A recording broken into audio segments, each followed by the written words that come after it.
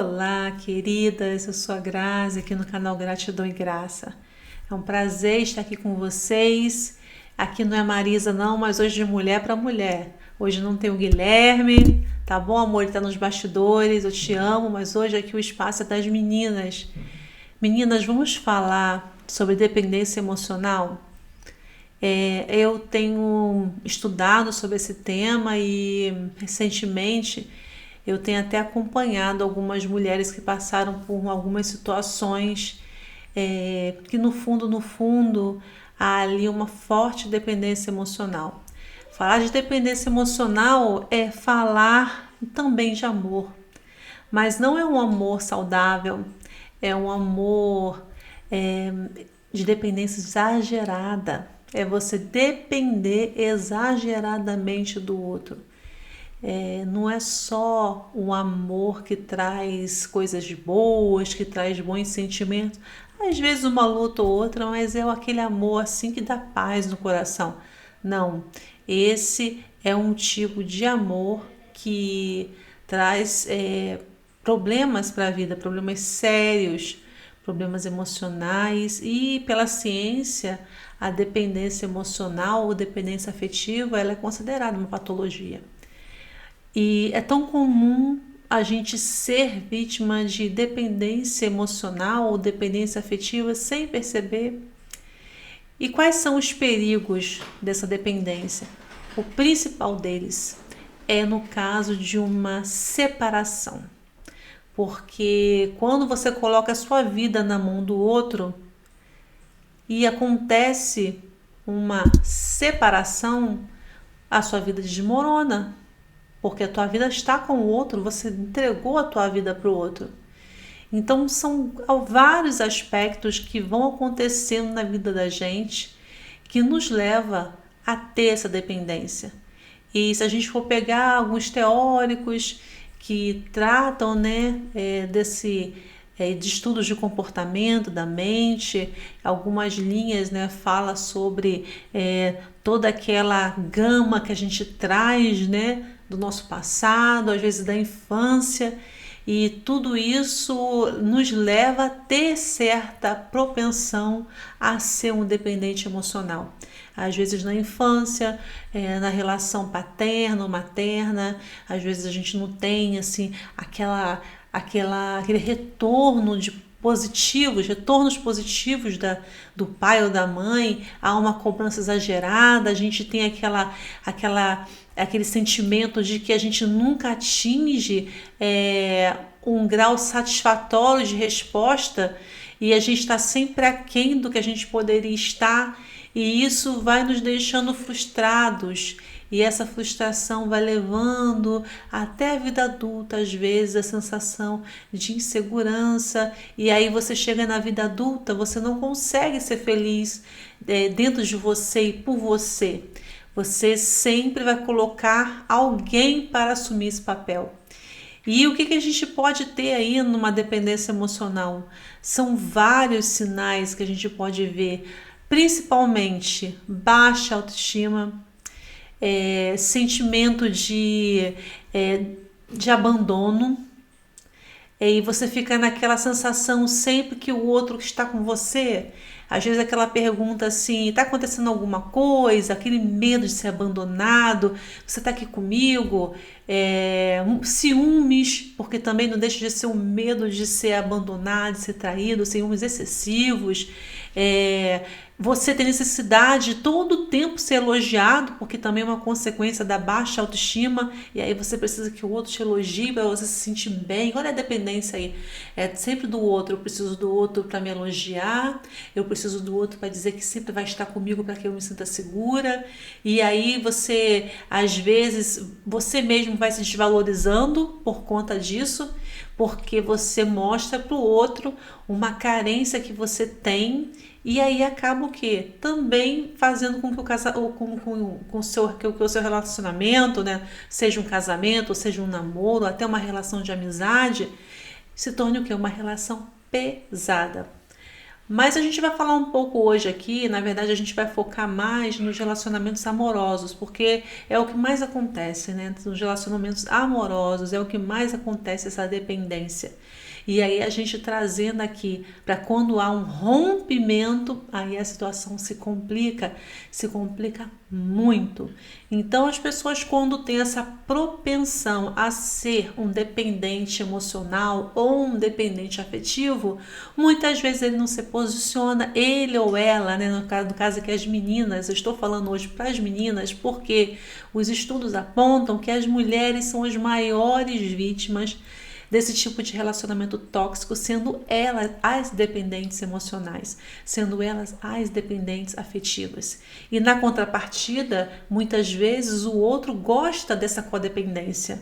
Às vezes essa codependência atrapalha, mas é também uma satisfação do ego do outro por ter esse outro que depende dele, que está ao dispor dele, aceitando às vezes até um relacionamento abusivo. Então há de se ter muita cautela, e essa cautela ela pressupõe um autoexame, é você se conhecer, é você entender, eu sou uma dependente emocional, eu tenho essa relação de dependência emocional. E é muito interessante também observar que a dependência emocional gera uma constante sensação de culpa, porque você fica tão alinhada à vontade do outro, a tentar agradar o outro, que você fica sempre se sentindo culpada. Será que eu fiz o suficiente? Será que está sendo bom? Porque o medo de perder o outro é algo que exacerba, é algo que está além dos limites. É claro que numa relação amorosa a gente quer ter o outro com a gente precisa do outro no sentido de que como é bom estar com você. E isso é muito bom, isso é esperado. Se a gente for pegar a Bíblia, eu gostaria de ler para vocês aqui hoje, lá em Efésios 5, 22, 30. É uma passagem um pouquinho grande, mas eu gostaria de ler assim mesmo, porque ela tem tudo a ver com o que a gente está falando hoje, que ela nos fala assim, olha: as mulheres sejam submissas ao seu próprio marido como ao Senhor, porque o marido é a cabeça da mulher, como também Cristo é a cabeça da igreja, sendo este mesmo o Salvador do corpo. Como, porém, a igreja está sujeita a Cristo, assim também as mulheres sejam em tudo submissas ao seu marido. Agora, vamos prestar atenção? Que tipo de submissão é essa? Maridos, amai vossa mulher, como também Cristo amou a igreja e a si mesmo se entregou por ela, para que a santificasse, tendo-a purificado por meio da lavagem de água pela palavra, para apresentar a si mesmo igreja gloriosa, sem mácula, sem ruga, nem coisa semelhante, porém santa e sem defeito. Olha aqui. Olha que há uma relação de reciprocidade. Essa sujeição que fala na Bíblia é a sujeição de ser a ajudadora, a que está ali para o que der e vier, a parceira, a amiga. E olha como isso é recíproco. Ela recebe algo em troca. E esse algo é tão maravilhoso que ela ama essa sujeição. Porque não é aquela sujeição como você pensa assim, naquela relação de servidão, que você só dá e não recebe. É uma sujeição boa, maravilhosa aos olhos do Pai, porque você se sujeita como ajudadora do marido. Preste atenção, muitas vezes nós colocamos esse termo sujeição em algo assim, pejorativamente falando, em algo negativo, em algo que não é bom, mas não é assim que está na Bíblia, não. Essa sujeição como auxiliadora, como aquela que sim, está sempre ao lado do outro, ajudando. Olha o que ela pode receber. Olha como essa sujeição é diferente, porque ela dá, mas ela também recebe. Olha aqui. Assim também os maridos devem amar sua mulher como o próprio corpo. Quem ama a esposa, a si mesmo se ama. Gente, que tipo de sujeição é essa? maravilhosa. Quem não quer ser sujeito assim, de você se entregar, de você amar, você fazer pelo outro e receber isso do seu marido, do seu cônjuge, uma sujeição que ele ama a esposa da maneira que ele ama a si mesmo, porque continua dizendo assim, porque ninguém jamais odiou a própria carne e alimenta e dela cuida. Também Cristo faz com a igreja, porque somos membros do seu corpo. Essa sujeição bíblica é uma sujeição maravilhosa, é uma sujeição sublime, na qual a mulher se coloca como auxiliadora e ela recebe o que desse parceiro? Ela recebe o que? Carinho, ela recebe amor, ela recebe tudo de bom que ele dá para si, ele vai dar para ela, porque quem dá algo de ruim para si próprio? Ninguém dá. Então a gente pode esperar o quê? Uma reciprocidade, porque Deus, ele é um Deus justo. Ele é um Deus justo e ele é um Deus que cuida. E ele cuida dos relacionamentos. Se a gente leva isso para outros caminhos, aí é uma questão nossa. Mas a gente vê aqui uma coisa muito bonita, uma coisa de cuidado, porque Deus, ele tem esse cuidado, ele cuida dos relacionamentos, ele cuida dos homens, ele cuida das mulheres, ele ama a família. E é assim, nessa relação equilibrada, nessa relação de amor, essa é a relação de amor, onde você dá, você recebe. Muitas vezes você vê o outro feliz e você sente como se fosse com você, porque o outro é como se fosse você e você é como se fosse o outro. Então isso é uma coisa agradável, boa, justa. E a gente falando de dependência emocional, aqui não há dependência emocional. Aqui há o amor que Deus nos ensina. Dependência emocional é muito longe disso. Então, embora a gente pense que há uma linha tênue entre o amor e a dependência emocional, na verdade a gente consegue distinguir esses dois pontos com essa passagem da Bíblia, porque quando a gente vê na Bíblia essa relação de reciprocidade, essa relação de amor, a gente vê que não tem espaço para dependência emocional, porque é um amparando o outro, um amando o outro, um cuidando do outro, e quando um cuida do outro, está cuidando de si, e quando ele é cuidado, o outro também cuida de si.